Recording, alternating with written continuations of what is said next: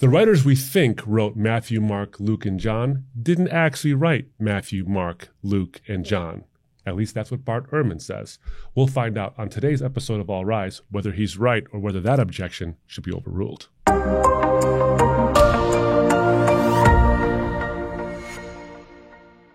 Well, all rise, ladies and gentlemen of the jury. It's me again, your host, Derek Caldwell, with author and speaker Abdu Murray. And as you heard at the top of the show, today we're talking about friend of the show, friend of us all, Bart Ehrman, yes. New Testament scholar from University of North Carolina, Chapel Hill, I believe, where very well respected among, if you've got skeptical friends out there who ask you questions about the New Testament, they're probably quoting Bart Ehrman. Yes. He's got a big, if you go into Barnes & Noble, it's the only books on the Bible you'll see at the sort of the front displays. They're very popular and good sellers. So his stuff is really getting out there. Absolutely.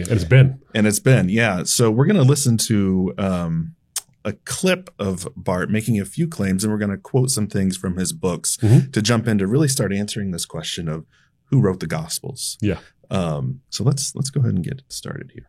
Now, let's look at some specific books, and let's begin with the four Gospels.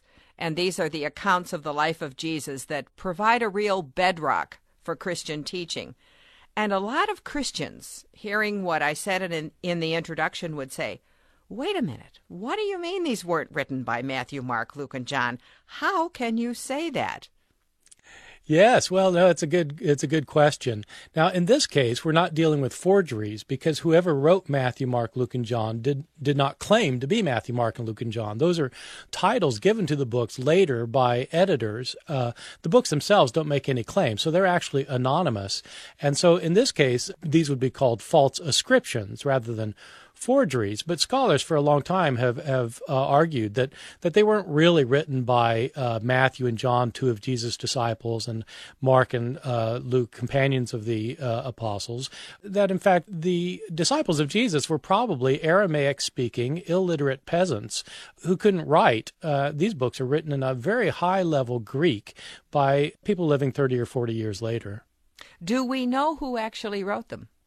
We don't know. All we know is that they certainly were not the followers of Jesus, who spoke Aramaic and were lower-class peasants without an education. These books are written by highly educated Greeks, probably living outside of Palestine, 40 or 50 years later. But since they're anonymous, we really don't know who the authors were. What's the evidence that these were not by Matthew, Mark, Luke, or John? Is it just the fact that they were illiterate Aramaic speakers, or is there any other evidence? That's a large part of the evidence. The other thing is that they aren't actually called Matthew, Mark, Luke, and John for over 100 years after they were written. And so church fathers at the end of the 2nd century, 100 years later, start calling them Matthew, Mark, Luke, and John. But they were originally circulated anonymously, and they originally did not have titles in them, the Gospel according to Matthew. Whoever called it the Gospel according to Matthew was somebody telling you who, in his opinion, wrote the book. But his opinion was formed decades later, and so there's very little evidence to suggest that they were really written by the people that they're ascribed to. In other words, they thought they were nobodies, so they had to put a somebody name on it in order to be heard. That's right. I mean, you get this throughout the early Christian tradition, of course. I mean, we're right now just talking about the New Testament, but if you were a nobody, if you were somebody named Jehoshaphat and you wrote a gospel and you called it the Gospel of Jehoshaphat, nobody would read the thing. But if you wanted people to read it, then you claim to be Peter. Or if you have a letter that you want to write, you claim to be Paul, and then people are going to be more likely to pay attention to it. All right. And now, first of all, I would love to read the Gospel of Jehoshaphat. Yes. So someone please write that. Yeah. But first, there are a couple other claims that he's made in some of his popular books that I want to point out as well. Just sort of, again, let's make this as hard for ourselves as we can. Let's get some more details. Mm-hmm. So in his book, Jesus, Apocalyptic Prophet of the New Millennium, he writes this. He says, because our surviving Greek manuscripts provide such a wide variety of different titles for the Gospels, textual scholars have long realized that their familiar names, such as the Gospel according to Matthew, do not go back to a single original title, but were added later by scribes.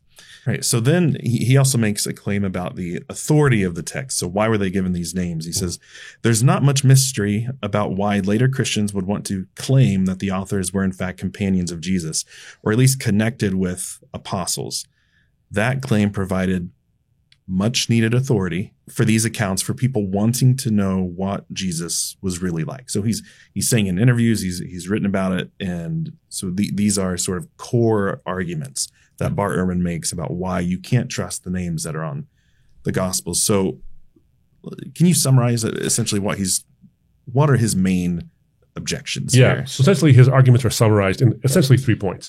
Point number 1, that the disciples of Jesus were Aramaic-speaking illiterate peasants, making it highly unlikely that they were the ones who wrote these Gospels, which were written in a very high level of Greek, not Aramaic.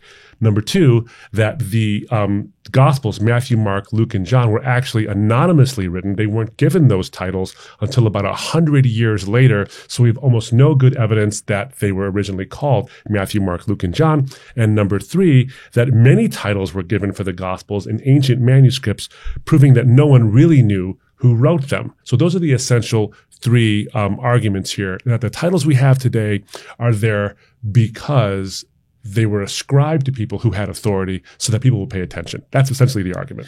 Yeah, and those are tough objections he's really throwing down, because that really undermines all the reliability of the New Testament that we think as Christians is there. Yes, it did. So we're going to get to that. We're going to answer those objections soon, but I just want to quickly remind everyone, don't forget to subscribe by clicking the little bell underneath here, like, comment, join the conversation with us, and share this with your friends, family, anyone that you might that you think would find this helpful. And when you subscribe, you'll also be notified when we go live, which is typically a week after this airs. So keep on the lookout for that. And you can ask any questions you have about this episode here to us then, or email us at mail@embracethetruth.org. There's a couple of counterpoints I think to make that are really important to understand why, though Dr. Ehrman's objections sound really powerful, in reality, evidentially, they're not as powerful as one might think. The first thing is this, and we're going to go through some detail on these things, but point number 1, Jesus' followers were likely not illiterate. And we'll go through why Matthew, Mark, Luke, and John probably weren't actually illiterate peasants, at least not at the time of writing the documents that they wrote. But even if they were, that wouldn't actually be a hindrance to them writing the Gospels that they actually wrote. Number 2, and you'll talk about this, Derek, is that the Greek, Dr. Ehrman makes a claim that's a little on the surprising side, that the Gospels are at a high level of Greek, unlikely to have been written by semi-literate or illiterate peasants. And we'll talk about that. That's not actually the case when it comes to the gospel. In fact, the level of Greek in the Gospels is exactly the level you might expect if you were to think that a group of people like the disciples actually wrote those Gospels. And then thirdly, that the names for the Gospels do not really reflect the quote-unquote much-needed authority to justify why you should read those Gospels. Mark is a good example of a person whose name is otherwise obscure, and Luke is a person whose name is otherwise obscure when it comes to the Christian tradition. And so why would you pick those names in specific? And Matthew and John don't really have their appellations attached to those documents as well for the purposes that Dr. Ehrman says.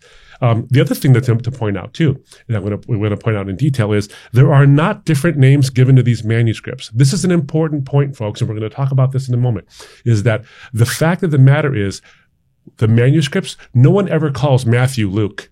No one ever calls John Mark. No one gets these things wrong. No one actually calls these things anything else. No one calls the Gospel of Matthew the Gospel of Jehoshaphat or whatever it is. They're always called the same thing.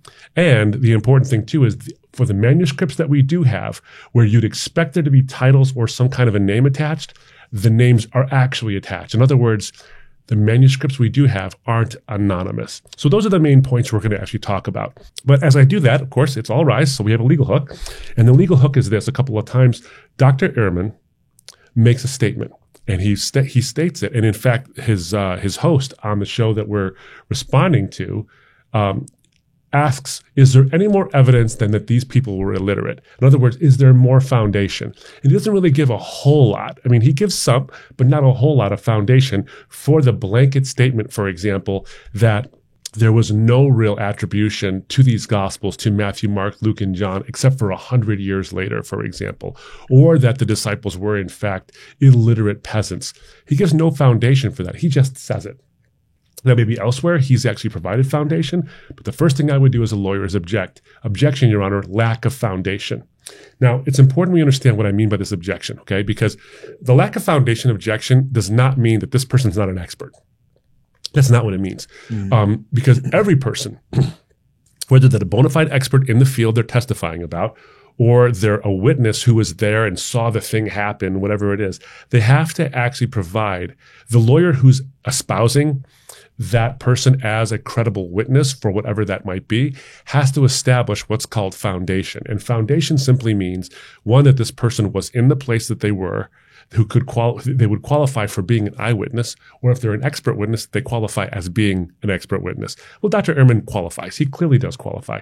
But the question now is that, is the conclusion you just made backed up by any kind of a foundation? What is the evidence for what you just said? You can't just say it and that's it. Now, to be fair, Dr. Ehrman is not providing this kind of evidence in a court of law. He's not doing it in a sense where he's writing a whole book about it. What we just read from his books, hopefully he provided some level of foundation. I don't think he did lay the proper foundation. And in the interview, it's not the kind of thing where you would do that necessarily, although the interviewer does in fact ask him, can you give more evidence than this? And he basically says, the primary evidence is they were illiterate. Well, that statement itself needs more foundation. So I think the objection, lack of foundation, actually applies here, because he basically says they're illiterate because they're illiterate. And we think that because people back then were likely illiterate. The second thing, legally speaking, that I think we should apply here is, did he actually meet a burden of proof? Now, we've had plenty of episodes, and you can see them. The cards will show you other episodes where we've talked about burden of proof and how you actually have to meet your burden of proof, whether it's preponderance of evidence and what that means, or the great weight of the evidence, what that actually means, or the strictest standard, which is beyond reasonable doubt. But you can go check out those episodes and find out what we mean by burden of proof and who actually has it. And in this particular case, Dr. Ehrman made a claim that we don't know who wrote the Gospels and that there are false descriptions, that Matthew didn't write Matthew, Mark didn't write Mark, John didn't write John, and Luke didn't write Luke. He made those statements. Now he, therefore, bears the burden of proving the statements he just made. And has he actually done this? I think the answer is no. So the case that I want to make in the course of the episode is, one, Dr. Ehrman's claim hasn't been established with a proper foundation or backing. He just made a statement and it was a blanket statement. And number two, weighing the actual evidence here is that since there is no evidence really to the contrary, we have all this history and tradition and in documentary stuff and all these kind of things that show that the gospel writers have never thought to not be those writers. No one ever thought, oh, Matthew didn't write Matthew and Luke didn't write Luke. And there's plenty of evidence to believe that that tradition actually holds up, that when you look at the burden of proof, the balance is tipping in favor of gospel authorship. So he says they couldn't have. Why? Because they're peasants. But you haven't proven any of that stuff. So Dr. Ehrman hasn't actually met his burden of proof. So lack of foundation and a lack of a burden of proof meeting suggests that his objection or his claim should be overruled. Yeah, so there's that's a tall order.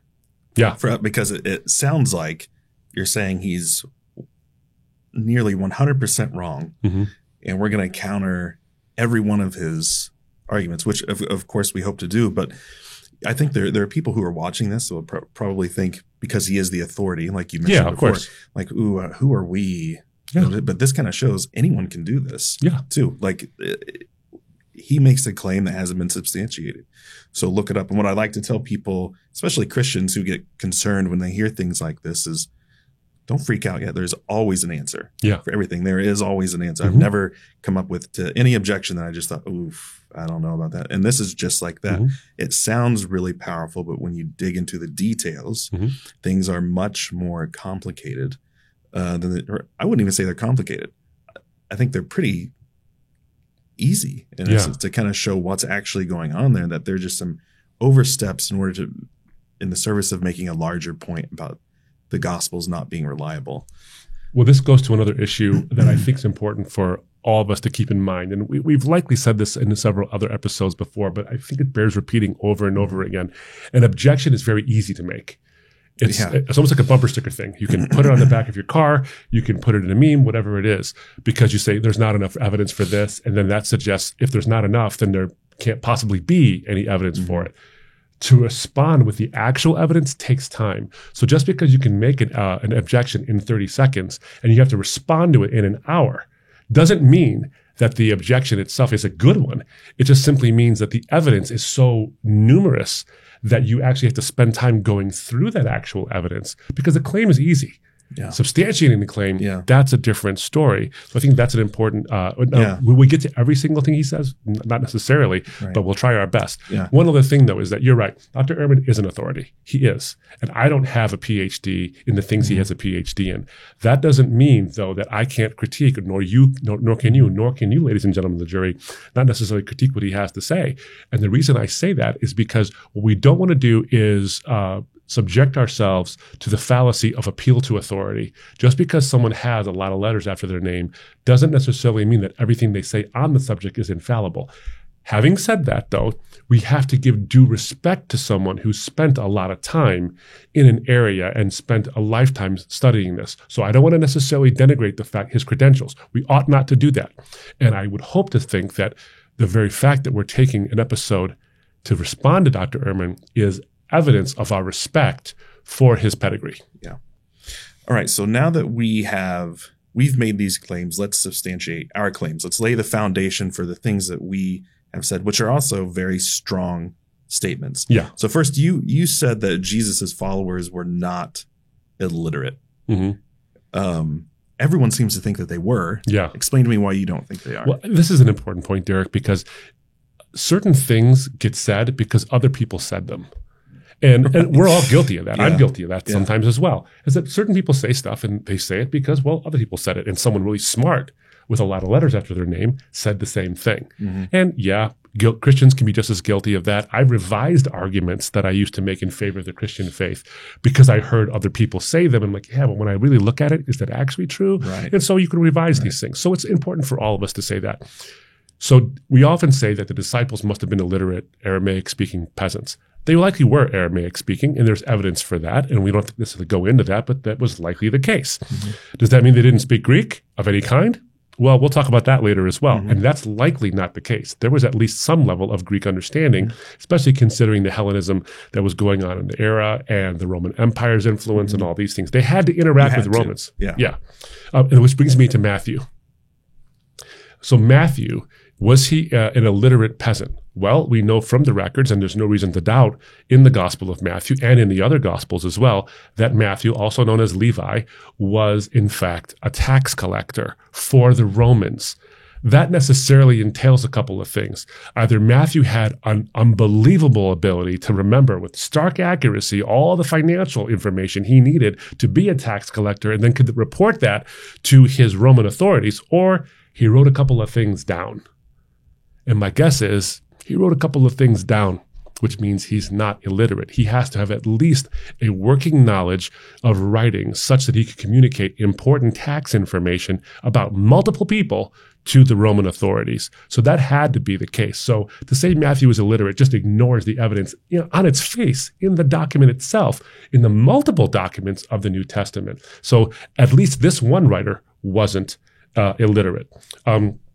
Second is Mark. Now, the Gospel of Mark is largely thought to be the sort of memoir of Peter written by John Mark, whose name is also mentioned in the Gospels, not as a prominent figure, we'll come to that later, but he, in fact, was someone who wrote down what Peter had said. Now, notice something. Peter doesn't have to be literate in order for Mark to write down what Peter said. The question is Mark illiterate? And we have no evidence to suggest that Mark is illiterate. But Peter, maybe he was. I don't think he was either. But that doesn't even necessarily respond to the point, because we're not asking, did Peter write Mark? We're asking, did Mark write Mark? And did he actually recollect eyewitness accounts, including primarily that of Peter. So you have Papias, right? So Papias is an early church father, writer living around 130 AD, so not too much further after the events, historically speaking, and Irenaeus around 180 AD. And they both say that Mark was the interpreter of Peter. So we already know that there is a tradition, a strong tradition, relatively early in the Christian tradition, that Mark was the interpreter of Peter. So he must have known, they said interpreter, by the way, so he must have known Greek, or it's likely that he knew Greek and Aramaic because he was interpreting something. He wasn't just the scribe or the sort of the court reporter, as it were, for Peter. He's actually interpreting something. Now, some believe that Mark's first language may have been Latin, which is helpful in one sense as well, or that he was at least conversant in Latin because of the many Latin loan words that are in Mark. Centurion would be an example. Exactly, exactly. So there's plenty of that stuff that exists. Either way, the point is Mark was likely multilingual and likely not only just limited to Aramaic, but understood Aramaic and literate and could convey Peter's message.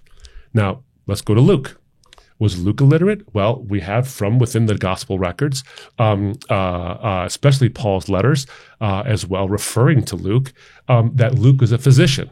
And it's interesting because when you look at the level of detail that Luke actually includes in his Gospels, in his Gospel, the one Gospel, but also the book of Acts. So I said plural because the book of Acts is basically Luke 2. What you have is a level of detail, including and especially about physical infirmities that Jesus either healed or came across, or the disciples came across in Acts chapter 2. You have this level of detail which suggests that he is in fact the physician that Paul ascribes to him being in his letters as well. So what's required of a physician? To be an illiterate peasant ignoramus? Or would you have at least some level of education such that you could actually write a few things down? It just beggars, honestly, the imagination to think that Luke was sort of an illiterate peasant when every indication is that Luke actually was a quite literate, educated person. And then you come to John. Now, in Acts chapter 4, verse 13, and Bart Ehrman makes an allusion to this in an interview he did, that Acts chapter 4, verse 13 refers to the disciples as illiterate people. And so this doesn't apply, by the way, to Mark or Luke. And we'll talk about what illiterate actually means a little later. But that John is somehow this fisherman who likely wouldn't know much beyond the most rudimentary sort of writing ability to write down the number of fish and to make transactions, which I think actually speaks to some things, as it were, as well. But by the time John is writing, even if it were the case that the disciples were considered illiterate in Acts chapter 4, which includes John, by the time John is writing his gospel in exile, he's writing about, decades after the events of Acts chapter 4. So he's not a fisherman. He's an ex-fisherman. He's actually writing so far in advance, there's no reason to believe that John didn't pick up a couple of things on his journeys and his travels, including the ability to write, or that he was writing his gospel and, in fact, had either a scribe or an amanuensis or whatever it might be that could allow him to write these things down. So this is somebody who is writing so far into the future that he's no longer just a fisherman. And in fact, he's not a fisherman at all. There's no reason to believe that John maintained his trade as a fisherman post the resurrection or post-crucifixion, that he was actually an itinerant preacher and writing multiple letters to the churches in order to edify the church and spread the church and the message of the gospel by establishing churches. So he's not this sort of bumpkin fisherman anymore either. And given that he was probably a pretty young guy when he hung out with Jesus, and he's a much older guy later, why wouldn't we at least give the possibility that he became quite literate over the course of his life? And then finally, even if the disciples were illiterate at the time of their encounters with Jesus, or at the time that they were writing their Gospels, we want to quote directly from the expert himself, Dr. Ehrman himself. This is what he says in misquoting Jesus. Throughout most of antiquity, Since most people could not write, there were local readers and writers who hired out their services to people who needed to conduct business that required written texts, tax receipts, legal contracts, licenses, personal letters, and the like. What are the Gospels? What are 1st, 2nd, and 3rd John? What is 1st and 2nd Peter? What are these things other than personal letters? Now, they were not necessarily personal in the sense that they were private, but they were personal and they came from someone, and they actually were meant to be conveyed to people and give that level of detail. So even if they were illiterate, it wouldn't be a hindrance. It would not be a stumbling block or a barricade to them conveying their message and then having that message attached to their names, because they were professional writers and readers who they could hire if they wanted something important to get out. If these men thought that Jesus was in fact the Savior of the world, who bore our sins and died on a cross to pay a debt that we couldn't pay, and then rose from the dead to prove he was right, that's at least as important as a transaction or a tax record. And they could have hired a local reader or a writer to write that stuff down and convey their message. So there's nothing really as much of a problem as Dr. Ehrman might think there is, even if they were illiterate, which I think there's a good case for them not being illiterate. Yeah, well, I wanted to add, too, that within the New Testament itself, it talks about John's family having servants in Mark 1, verses 19 through 20. His mother Salome was one of the women who supported Jesus's ministry. So there's even proof that he was middle class, that they had some money. Yeah. So he would have had no issues affording to have someone write for him. And within early church tradition, there is this idea that perhaps Papias, who we quoted earlier, was one who maybe did a little bit of writing for John. And the early church was fine with that. Yeah. They understood that he did that. But we're going to see again later when we talk about the Greek, it didn't necessarily even have to be that way. And even that middle class level, I mean, I don't think all middle class people could write or had an education necessarily, but the idea that they're peasants mean they couldn't afford an education. But here we have somebody who's not necessarily a peasant. Yes, he's a fisherman, but his family has some money, at least the kind of money that can support an entire ministry that's itinerant. It wasn't like Jesus was commanding honoraria for his speaking engagements. So that suggests that there's at least a possibility that John could have gotten at least a rudimentary education, the kind of education that results in the language we find in the Gospel of John. Yeah. And so I want to transition now to the next point because it's important. We're going to talk about the level of Greek in the Gospels because when Dr. Ehrman made this point, I was very shocked because every first year Greek student is taught, as I was taught in seminary, that Mark and John especially are very simple Greek.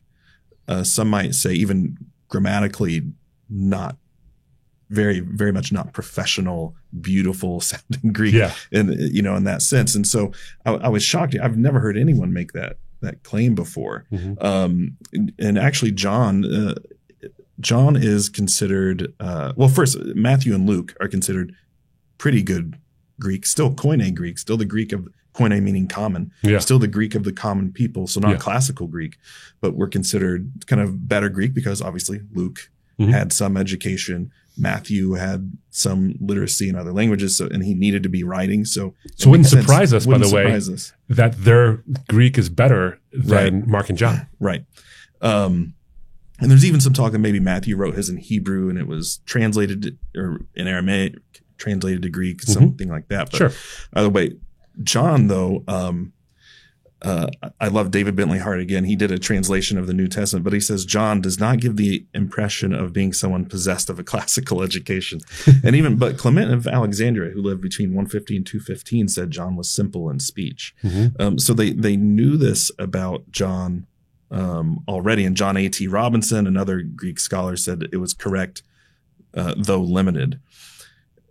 John's Greek. The Greek of Mark is very coarse Greek. It's very simple. And I wanted to read a little bit of a translation, a little bit from David Bentley Hart's translation, because he said in there, where there is bad Greek, I want there to be bad English, because I want to invite you into that world to hear, because there's nothing wrong with the fact that God used people who were not proficient in a language. God can use everyone, and someone who might look ignorant to the outside world, God loves and will do mighty things through. So that doesn't stop God at all. But he, in Mark chapter 1, verses 40 through 41, this is how he translates it, kind of trying to get you to hear the level of grammar there. And a leper comes to him, imploring him and falling to his knees, saying to him, "If you wish it, you are able to cleanse me." And moved inwardly with compassion, he stretched out his hand and touched him, and says to him, "I wish it, be clean." So he says to him, that sort of a situation. So that's just kind of a quick summary. But the idea is that the Greek, no one believes the Greek was too high for even, and obviously this way, Epictetus talks about this way that people could write in an illiterate way. So there is different levels of writing. Pause there for a second. Yeah. So Epictetus says people can write in an illiterate way. Right. So illiterate, even though Acts chapter 4, verse 13 says they're illiterate, doesn't necessarily mean unable to read or write. It just means they don't have a sophistication in their communication that you'd expect of highly educated people. Right. And that's basically the point that, I don't know, maybe we meant to get to this later, but that's the point that they make in Acts 4:13, which you brought up. They're saying they're illiterate. What they mean is they're uneducated in ways that you could only be educated in Jerusalem and going through the scriptures the way that they were. Why do they even know what's in these scriptures? A lot of them weren't available everywhere in the empire and every synagogue. So I want to pause here for a moment because we didn't talk about this before, but I think this is important because it just occurred to me. Acts chapter 4, the men are marveling at the kind of message that these illiterate, meaning not as educated as we, people are saying these amazing things from the scriptures that we're the students of. Okay, so you see the nesting beauty here is that the Bible itself already recognizes within its own history, it's authentic because it says that the men were marveling at the level of illiteracy or the lack of sophistication of people who were saying sublime truths in a way you would expect an educated person to say, even though they were evidently not so educated because of the way they spoke. In other words, God uses limited education to convey limitless truths, and people are recognizing it in Acts chapter 4. And then what you see in the four Gospels is exactly the kind of communication that these men in Acts chapter 4 says they would have. So this is actually not a point against the authenticity of the authorship of the Gospels. It's actually a point in favor of it. Yeah. So, and that's such a good lesson too, because if you think you're not good enough to do something for the Lord, it's so good. I remember I heard early on in seminary, because in seminary you're suddenly up against all these very brilliant people, and you think, "Oh, I'm not that. I'm not that." But even before that, it was the idea that you don't even have. Not everyone has to go to seminary. God doesn't call the qualified; He qualifies the called. Indeed, and that is a key thing to remember, that all of us have a part to play, and God has sometimes some amazing things in store for people who would not have seen it coming, and where God ends up taking them is it's a surprising work. Indeed. Of God. With men it's impossible. With God it's possible. Amen. Amen. Well, so let me add another point as we sort of come down and we're starting getting to a close here. Is I want to address the point about the names being chosen for authority purposes, to sort of authenticate the authority and substantiate the authority, because you would never read a Gospel of Jehoshaphat. So let's put Mark on there, or Matthew, or Peter, or whatever it is. I find this to be a rather incredible claim, given the names of the people who the Gospels are ascribed to. Let's take Matthew, for example. Yeah, Matthew was a disciple of Jesus and a companion of Jesus. So yeah, maybe it wasn't written by Matthew, but you want to put Matthew's name on it. Why Matthew? I mean, Matthew was writing to Hebrews. And many scholars will say he wrote in with Hebraisms and all these things are writing to Hebrew. He is a tax collector, the least credible person you'd want to put on as the name of the gospel, written in Hebrew or written with Hebraisms to Hebrews, is the guy who was the traitor to the Hebrews. You'd make it Peter, or you'd make it Bartholomew, or anybody else of the 12 disciples other than Judas, before you'd make it Matthew. and yet Matthew's name is attached to it. Second is Mark. Why wouldn't you just call it the Gospel of Peter? If Mark was writing this gospel down, that it was largely the memoir of Peter and some other eyewitnesses, you'd give anybody else that title, especially considering that in the book of Acts, we read that Paul and Barnabas had a sharp dispute over Mark because he basically deserted Paul. Mm-hmm. You wouldn't give an authority or an air of credibility to a gospel, a guy that Paul had a falling out with Barnabas about. You'd give it to anybody else but Mark. Why would you pick Mark? He doesn't provide any authority more than anybody else would, and yet Mark is the one who is ascribed to, likely because that's the way it happened. And Luke, so why would you ascribe Luke's gospel to Luke if Luke didn't write it? Because of an air of authority? What authority did he have? He wasn't a disciple of Jesus, and he wasn't an apostle sent by Jesus. He just knew them. He may not have even been an Israelite. Yeah. So why would you ascribe him as if he has some level of authority that is, quote unquote, much needed?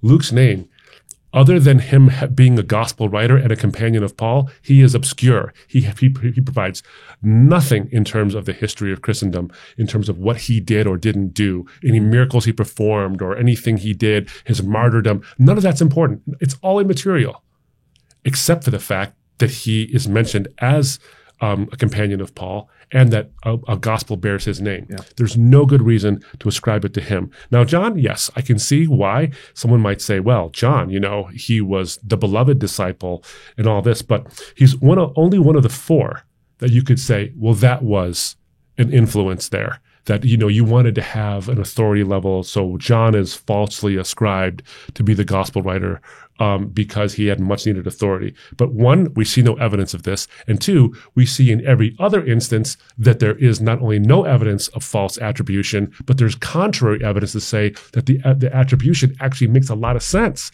So why do we make an exception for John? Given that there's no evidence, you haven't met your burden of proof. If you're going to say John is a false attribution, you better do better than just, well, I think so. Yeah.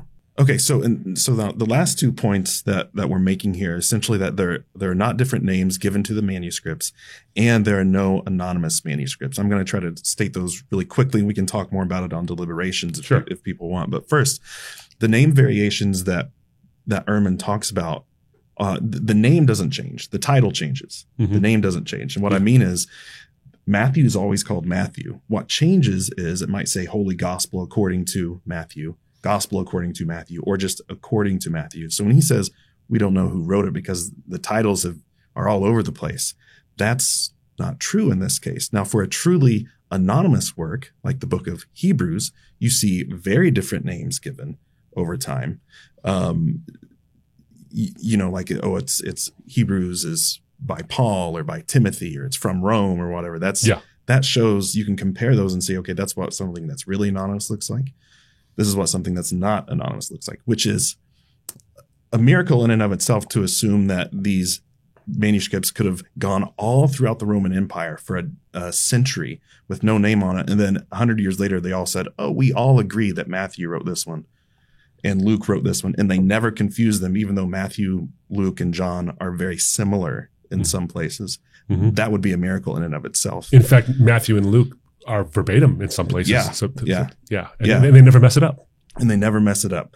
And this one will be quick. The anonymous manuscripts thing. Yeah. I was even taught that in seminary. We don't know, we don't know. Every manuscript that has either a beginning or an end where a title would go has a title attached to it. That's true for every manuscript that we have.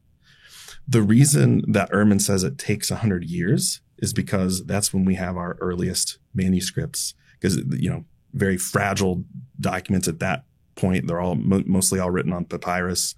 So they're deteriorating a lot. But when we have one, that's what, and some of our earliest manuscripts do have titles on it. I mean, some of the very earliest. Mm-hmm. So that's why he says it takes 100 years, not because we see a bunch of anonymous ones before that, and then 100 years later we find one. It's just because that's our earliest manuscript. Yeah. So it's not really quite the claim he's saying it is. Mm-hmm. One of the reasons they say that they're anonymous is because there's not a lot of self-references within the text. But Simon Gathercole points out in a wonderful article that I'll make sure to attach to the show notes, that with the advent of titles, which had happened by this time, the internal self-reference of, hey, it's me, Luke, I'm writing this, and I did this and that, and by the way, I was a part of this too. It's superfluous once you have the titles. You don't need to have the self-reference. And there are other works, ancient works of the time, that are doing the exact same thing, that sometimes didn't even have titles, didn't have any internal self-references, but everyone knew who they came from. Yeah. And so finally, I just want to end with this, because Craig Evans is a really well-respected New Testament scholar. And he says this about this constant claim people say about these anonymous manuscripts.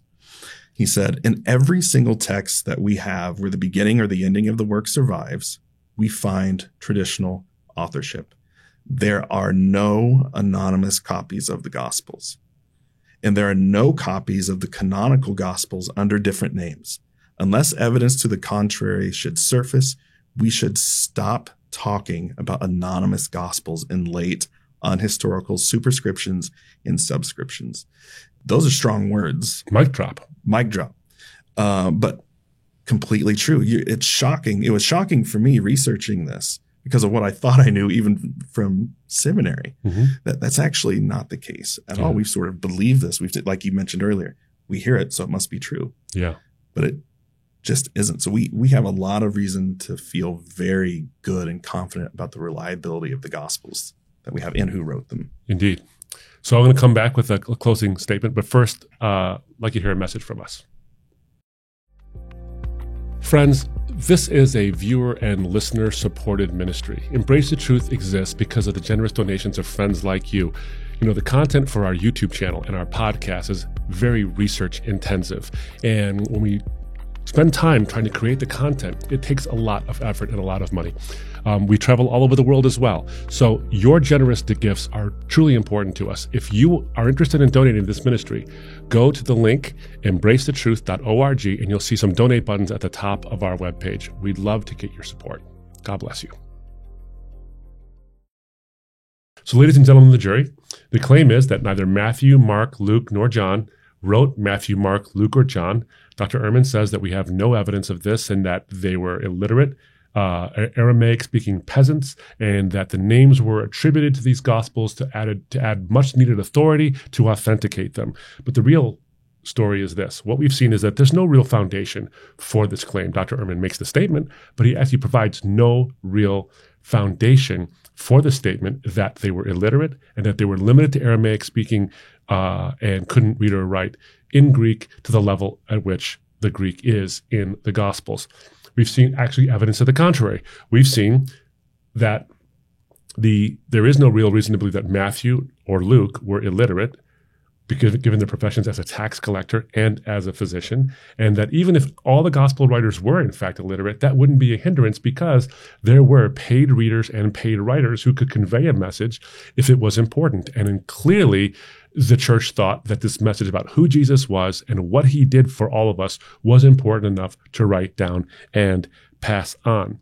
So not only is the negative case that there is no evidence for who wrote these Gospels just simply not really true, and there's no foundation laid for that, and he hasn't met his burden of proof, but the actual evidence that we do have suggests that the Gospel writers, Matthew, Mark, Luke, and John, from the fact that the manuscripts we have do in fact have their names. They never get the names wrong. There's never anybody who says Matthew wrote Luke and Luke wrote John and none of this kind of thing.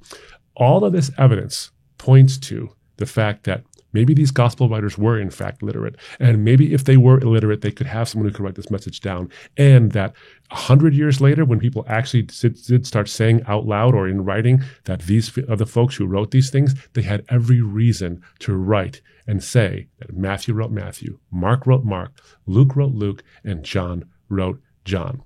Do we have good reasons to believe that the original authors that we typically think of as the authors were the real authors? I think the answer is yes. And therefore, ladies and gentlemen of the jury, I think the objection that the Bible wasn't written by who we thought wrote it is overruled. And in fact, is subject to its own fatal objections itself. That's the closing argument, friends. And until next time, the defense rests.